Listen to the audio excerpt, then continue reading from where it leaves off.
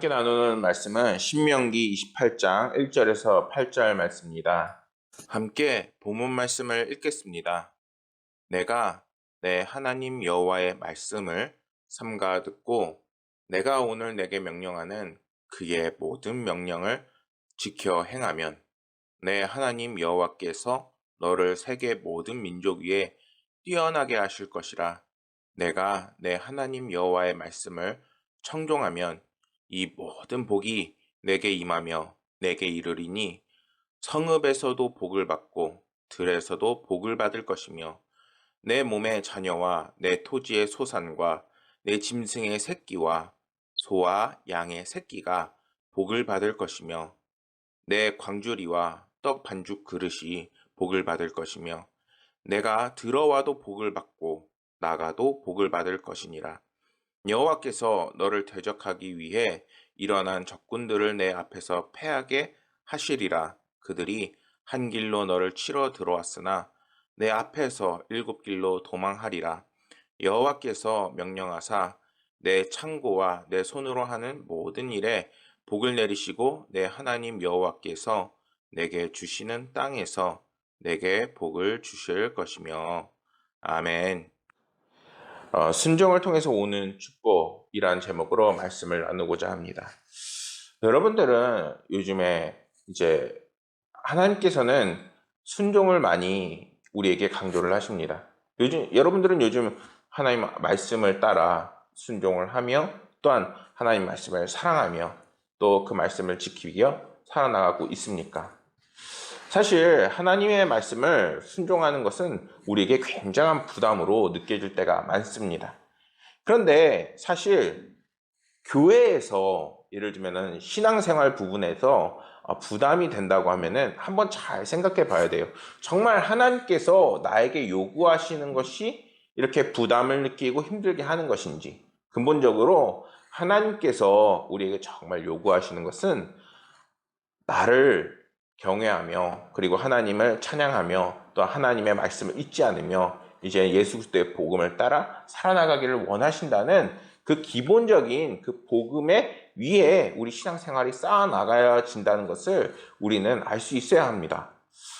그 위에 우리가 순종을 쌓아나가는 거예요. 그런데 우리가 또 한 가지 알아야 될 것은 우리가 그렇게 순종하는 그 삶을 통해서 오늘 말씀에서 뭐라고 말하냐? 축복을 받을 수 있다라고 얘기를 해요. 그러니까 하나님께서 주어진 이제는 예수 그리스도를 통해서 믿어지는 그 구원의 은혜는 이미 주어진 은혜고, 그 외에 우리가 물질의 축복이나 다양한 소원이나 소망들이 있잖아요. 그런 것들이 축복을 받아야 하는데 그 축복들은 이제는 우리가 하나님의 말씀을 청종할 때에 주어지는 것임을 오늘 말씀하고 있다는 것입니다. 오늘 말씀을 좀 살펴보면은 1절과 2절 말씀에서 모두 내가 라는 말로 말씀이 시작되고 있습니다. 이 말씀은 내가 하나님께서 명하는 모든 명령을 행하고 그 말씀에 순종하면 모든 민족 위에 뛰어나게 하시는 그 복을 주겠다라고 말씀하고 있는 부분입니다. 그리고 그 대상자를 지금 너라고 가리키고 있는데 오늘 말씀에서 만약에 이 듣고 있는 사람들이 누구냐? 바로 이스라엘 백성입니다. 이 설교는 사실 이스라엘 백성들을 향해서 모세가 자신이 고별 설교를 하고 있는 거예요. 그러니까 여러분들이 이제는 자녀들을 놓고 그들에게 이제는 마지막 말을 할 때에 뭐라고 말하는 게 가장 은혜로울까요? 이제는 하나님을 따라 살라, 하나님께 축복받는 삶을 살라, 이렇게 얘기하는 것과 같은 것입니다. 다시 말해서 이렇게 이스라엘 백성들을 향해서 사도 이제 모세가 자신의 마지막 말을 하고 있는 것인데 그것이 하나님께 축복받는 삶을 살라는 것입니다. 그런데 이 말씀을 가만히 보면은 이스라엘 민족에게 이야기하고 있는 것이기도 하지만 그 말씀을 듣고 있는 그 이스라엘 백성 한 명 한 명을 향한 하나님의 놀라운 약속의 말씀이기도 하다는 것입니다. 오늘 말씀에서 이 말씀은 오늘날 교회를 향해서 하는 말씀이시며 이제는 교회에서 이렇게 말씀을 듣는 성도들 한 영혼 한 영혼을 향하여 하나님께서 주시는 말씀이기도 하다는 것입니다. 이러한 오늘 본문의 말씀은 3절과 6절 말씀에서는 주로 개인의 복을 말씀하고 이 축복의 말씀은 14절까지 이어지는데 7절에서 14절 말씀까지는 이제는 민족적인 그 축복의 그 말씀을 하고 계십니다. 근데 이 역시 엄격하게 구분되다기보다는 서로 번갈아가며 교차하며 하나님께서 개인에게 주시는 축복을 말하면서도 이제 민족을 향한 축복을 말씀하고 계시다는 겁니다. 이 말은 하나님이 주시는 은혜와 복은 이제 나 하나에게만 머무는 것이 아니라 나를 통해서 우리 가정을 또 가정을 통해서 민족을 교회를 이렇게 공동체와 함께 직결되어 있다는 것을 의미하는 것입니다. 오늘날 많은 사람들이 개인주의를 추구하는 경향이 있습니다. 특히 젊은 세대들은 이제는 혼자 사는 게 편하기 때문에 혼자 살아가는 경향이 많이 강한 것이 심지어 뉴스에까지 나오게 됩니다. 그런데 이것은 하나님의 은혜를 제대로 경험하지 못할 수밖에 없는 상황으로 치닫게 되는 겁니다. 왜냐하면 하나님께서 우리가 함께 하나님의 은혜를 받을 수 있게끔 이미 축복하셨는데 그 은혜를 지금 나 혼자만 그리고 또 나 혼자 살아나가겠다라고 하는 그러한 삶을 살아가고 있기 때문인 것입니다. 하나님께서는 우리가 하나님의 은혜를 충만하게 누릴 수 있는 두 개의 기관을 우리에게 선물로 주셨습니다. 하나는 가정이요, 하나는 교회입니다. 그렇기 때문에 우리는 교회에 소속되는 것을 또 가정을 일구는 것을 결코 소홀히 해서는 안 되는 것입니다. 또한 가정 역시 이제는 하나님의 은혜로 세워지기 때문에 우리가 서로 함께 화목하는 그 은혜를 누릴 수 있어야 하고 또한 가정에서 하나님께서 주시는 은혜와 축복을 받을 수 있도록 우리가 가정을 멀리해서는 안 되는 것입니다. 때문에 우리는 세상의 흐름이 아니라 정말 하나님께서 우리에게 축복을 주시는 그 흐름이 어떤 흐름인지를 분명하게 깨닫고 나아가는 삶이 되어야 하는 것이지요. 그렇게 할 때 하나님께서는 우리에게 놀라운 은혜와 축복을 오늘 말씀에서 주시겠다고 말씀하고 계십니다. 마태복음 6장 11절에는 이러한 말씀이 있습니다. 오늘 우리에게 일용할 양식을 주옵시고, 바로 주님께서 우리에게 가르쳐 주신 그 기도에 있는 그 말씀의 일부분입니다. 주님은 나에게가 아니라 우리에게 양식을 주옵소서라고 기도하라고 말씀합니다. 이 말은 이제는 개개인을 통해서 이제는 그 기도가 응답이 되고 또한 그 기도 응답은 이제는 나라와 민족을 향해서 나아가고 또 교회를 향해서 나아가고 가정을 향해서 나아가고 그 축복이 이제는 그렇게 더 많은 열방으로 나아가는 축복이라는 것입니다. 오늘 예배 이후 우리 모두가 이제는 나라, 민족을 위해 기도하는데 쉬지 않고 또 교회를 위해 쉬지 않고 또 가정과 이제는 우리의 삶이 하나님의 은혜 가운데에 머물 수 있도록 계속해서 하나님을 찾고 기도할 수 있는 성도가 되기를 소망합니다. 인생은 속도가 아니라 방향이다라는 글이 있습니다. 열심히 일하는 사람들은 앞만 보고 달려왔다고 이야기하는데 휴일도 평일처럼 착각하기도 하고 그리고 요즘 유행하는 영화나 드라마가 무엇인지도 잘 모를 만큼 바쁘게 지내왔다고 이야기를 합니다. 하지만 빠른 것보다 더 중요한 것이 있는데 그것은 방향을 어떻게 잡느냐가 우리가 정말 중요합니다. 어른들이 자녀들에게도 말씀을 많이 하시죠. 삶의 방향을 올바로 잡아라. 축구할 때 공을 세게 찬다고 해서 축구 골대로 매번 공이 들어가는 것이 아닙니다. 슛의 세기도 중요하지만 이제는 골대를 향한 그 방향을 잘 넣어야 이제는 골키퍼를 피해서 공이 골대 안으로 들어가게 되어 있다는 것이죠. 농구도 골프도 마찬가지고 다양한 스포츠들이 다 마찬가지입니다.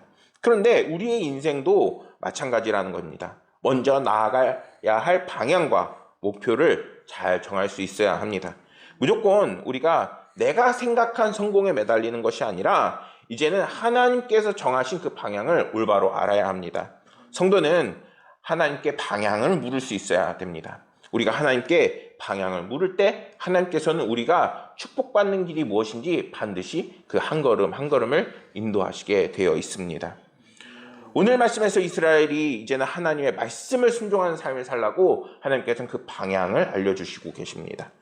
주어진 세계의 모든 민족 위에 뛰어나게 하실 것이라는 하나님의 놀라운 말씀의 그 약속은 이제는 우리가 하나님의 말씀에 순종할 때 일어나는 놀라운 복인 겁니다. 하나님의 말씀을 순종하는 삶을 살았던 사람들이 성경 속에서는 많이 나옵니다. 다윗과 솔로몬 시대는 이제는 이스라엘이 강대한 나라가 돼서 명예와 부를 누리는 은혜를 받았습니다. 이 외에도 역사적으로 보면은 복음이 들어가서 이제는 복음에 충실했던 나라들은 많은 은혜를 받은 것을 우리는 볼 수 있습니다. 그 말은 하나님께서 역사의 주인이시라는 겁니다.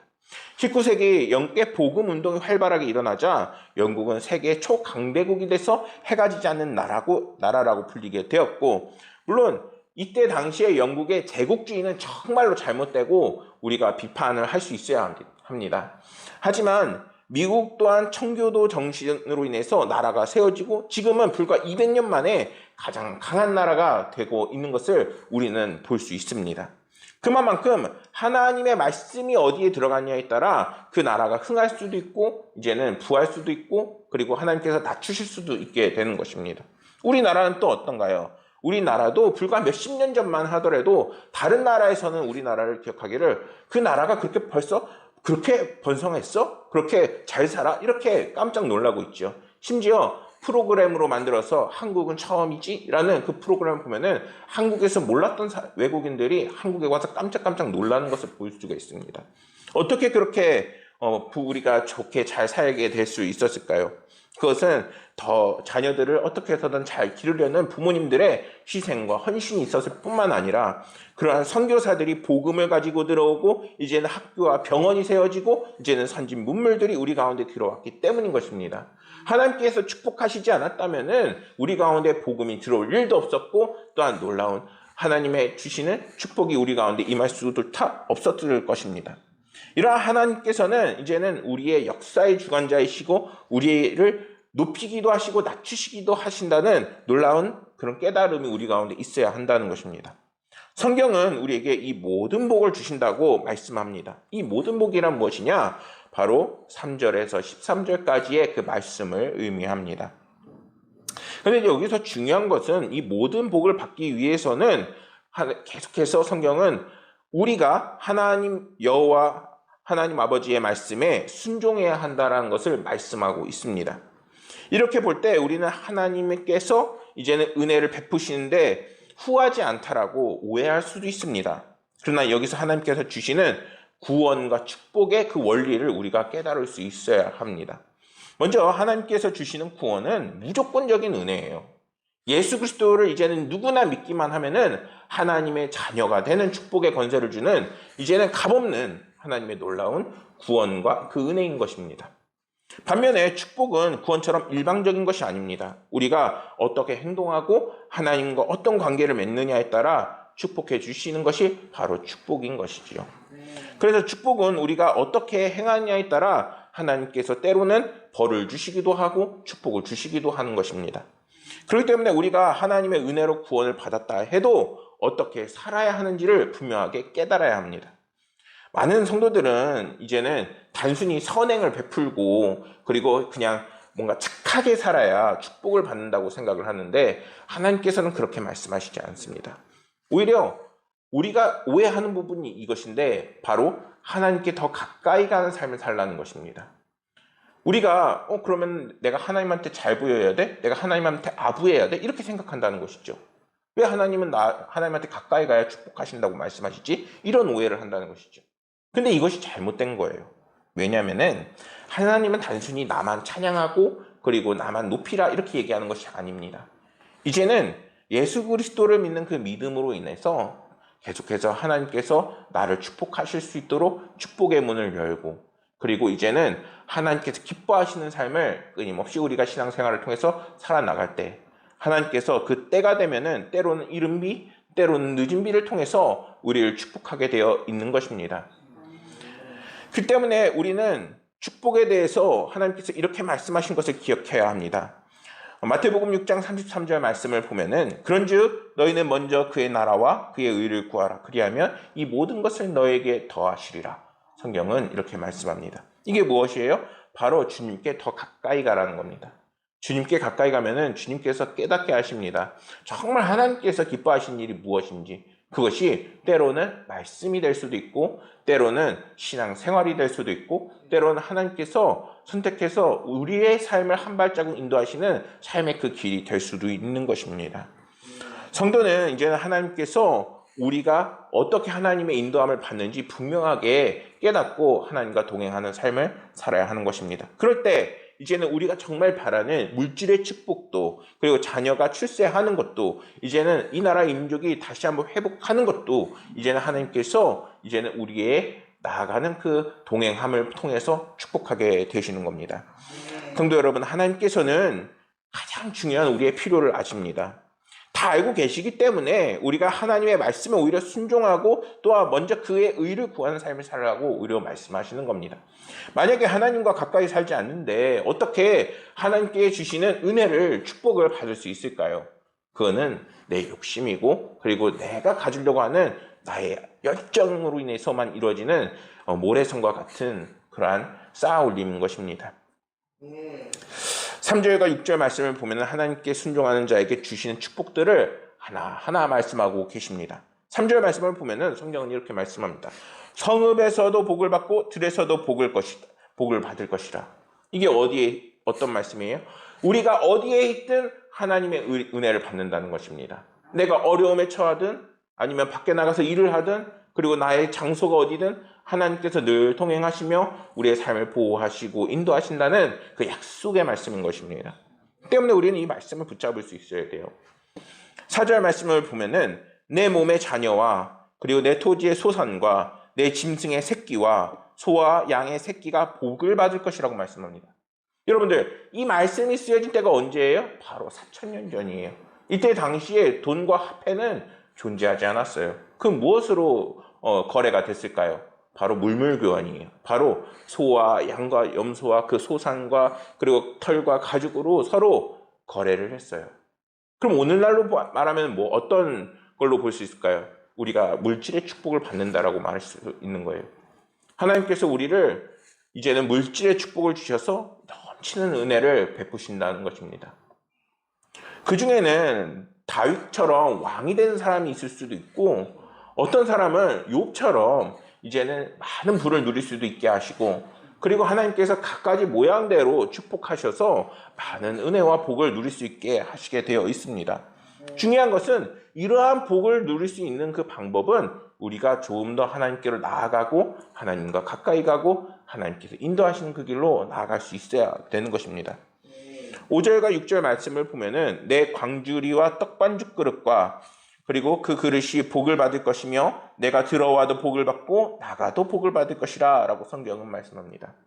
이러한 축복들이 말씀하는 것은 결국에 주님께서 주시는 그 축복이 우리가 체감하는 그러한 필요와 그리고 이제는 우리의 생활의 전반에 걸쳐서 하나님께서 세세하게 축복하신다라는 겁니다.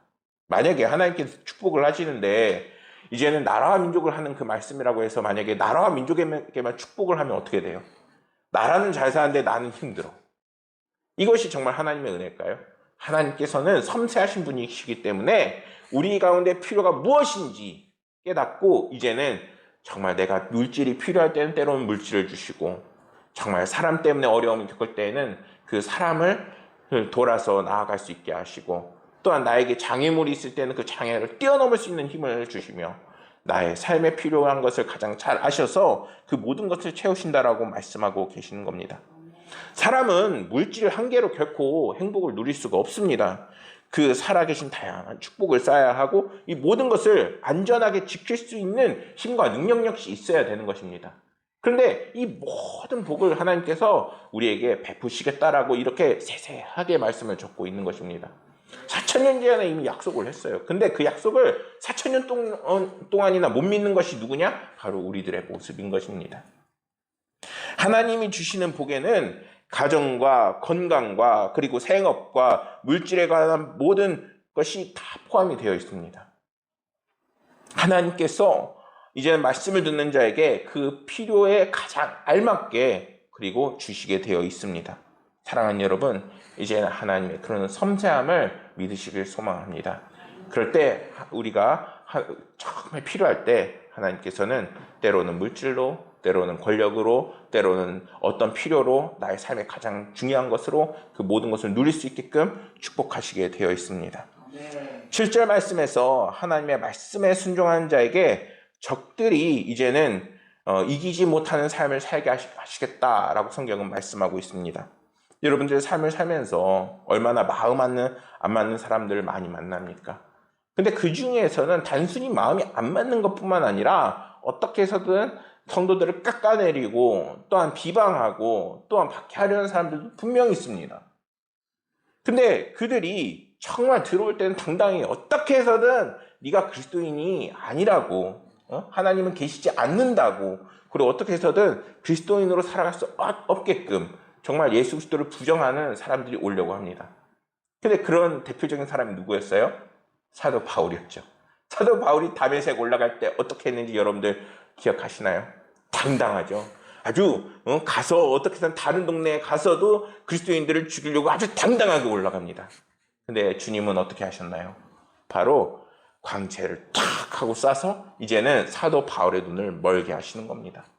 사도 바울은 결국 어떻게 되나요? 사도 바울은 결국 회심해서 죽기까지 주를 찬양하고 봉사하는 이방인의 전도자가 되었습니다. 우리의 삶이 얼마나 치열하고 그리고 또한 위협이 많은지 주님은 다 알고 계십니다. 그러나 성도를 치러 올 때는 발걸음을 맞추고 당당하게 울리며 땅을 진동하게 하는 적들이 있을지라도 정말 주를 사랑하는 사람에게 하나님께서는 그 모든 적들이 혼비백산에서 뿔뿔이 흩어지게 하심을 분명하게 말씀하십니다. 이처럼 하나님의 말씀에 순종하는 자에게 하나님의 도우심이 세세하게 있을 것을 성경은 말씀하고 있습니다. 우리가 세상을 살다 보면 다양한 사람들을 만나고 그 중에서는 정말 하나님을 사랑하는 사람도 있지만 하나님을 싫어하고 악한 사람들도 분명히 있습니다. 그러나 그 사람들뿐만 아니라 더 힘들게 하는 것은 그러한 모든 것을 조장하는 사단이 우리 삶 가운데 분명히 있기 때문인 것입니다. 여러분들, 사단이 그 간계를 부리면 얼마나 우리의 삶을 힘들게 합니까? 다양한 문제들이 일어나게 되고 그 속에서 끊임없이 하는 말은 주님을 떠나라, 주님을 버려라, 그리고 주님과 갈라서게 하려는 우리에게 그 마음을 심으려고 하고 있는 것입니다. 그러나 우리가 어떠한 공격에도 주님을 붙잡고 의지할 때 하나님께서는 그 모든 것들을 이길 수 있는 힘과 능력을 우리에게 더해 주십니다. 사랑하는 모든 여러분들이 이제는 여러분들의 그 적들을 뿔뿔이 흩어지게 하는 놀라운 하나님의 역사하심을 맛보시기를 소망합니다. 8절 말씀을 통해서 하나님께서는 순종하는 자에게 내 손으로 하는 모든 일에 복을 내리신다라고 말씀합니다. 이 말씀을 보는데 참 그 마음이 힘들었어요. 왜냐하면은 아무리 열심히 순종하고 열심히 해도 은혜를 받지 못하는 성도들을 많이 받기 때문입니다. 하나님께서 축복을 하셔야 정말 그리스도인들이 힘을 얻고 또한 그 축복받은 것으로 때로는 간증도 하고 때로는 그 물질을 통해서 교회에 헌신도 하고 때로는 더 많은 것을 선한 일에 쓸 텐데 요즘은 어때요? 코로나로 인해서 우리가 힘들고 또한 교회들이 힘들고 또한 지금 시대가 교회를 참 싫어하는 시대예요.